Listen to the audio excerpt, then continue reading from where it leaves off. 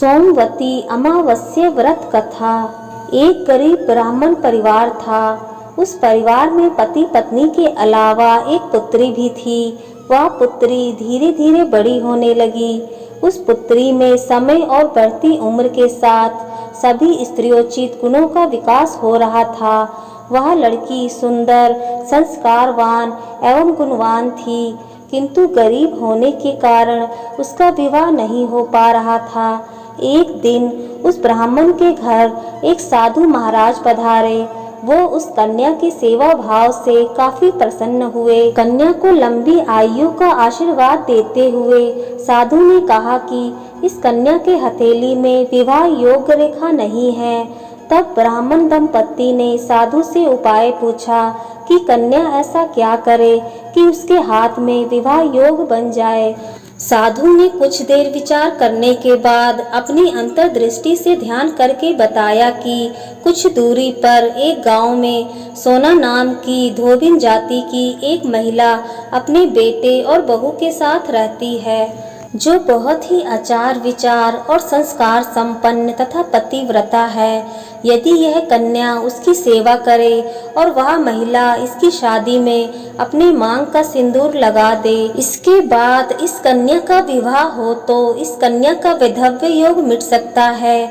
साधु ने यह भी बताया कि वह महिला कहीं आती जाती नहीं है। यह बात सुनकर ब्राह्मणी ने अपनी बेटी से धोबिन की सेवा करने की बात कही।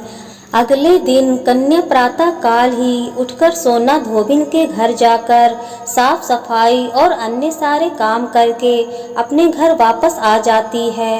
एक दिन सोना धोबिन अपनी बहू से पूछती है कि तुम तो सुबह ही उठकर सारे काम कर लेती हो और पता भी नहीं चलता। बहू ने कहा, माँ जी, मैंने तो सोचा कि आप ही सुबह उठकर सारे काम खुद ही खत्म कर लेती हो। मैं तो देर से उठती हूँ। इस पर दोनों सास बहू निगरानी करने लगी कि कौन है जो सुबह ही घर का सारा काम करके चला जाता है। कई दिनों बाद धोबिन ने देखा कि एक कन्या मुंह ढके अंधेरे घर में आती है और सारे काम करने के बाद चली जाती है। जब वह जाने लगी तो सोना धोबिन उसके पैरों पर गिर पड़ी और पूछने लगी कि आप कौन हैं और इस तरह छुपकर मेरे घर की चाकरी क्यों करती हैं। तब कन्या ने साधु द्वारा कही गई सारी बात बताई। सोना धोबिन पतिव्रता थी, उसमें तेज था। वह तैयार हो गई। सोना धोबिन के पति थोड़ा अस्वस्थ थे। उसने अपनी बहू से अपने लौट आने तक घर पर ही रहने को कहा। सोना धोबिन ने जैसे ही अपने मांग का सिंदूर उस कन्या की मांग में लगाया, उसका पति मर गया। उसे इस बात का पता चल गया। वह घर से निराजल ही चली थी, यह सोच के कि रास्ते में कहीं पीपल का पेड़ मिलेगा तो उसे भंवरी देकर और उसकी परिक्रमा करके ही जल ग्रहण करेगी।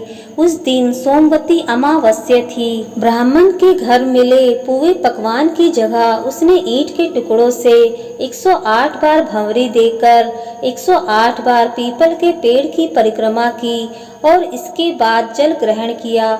ऐसा करते ही उसके पति के मुर्दा शरीर में वापस जान आ गई।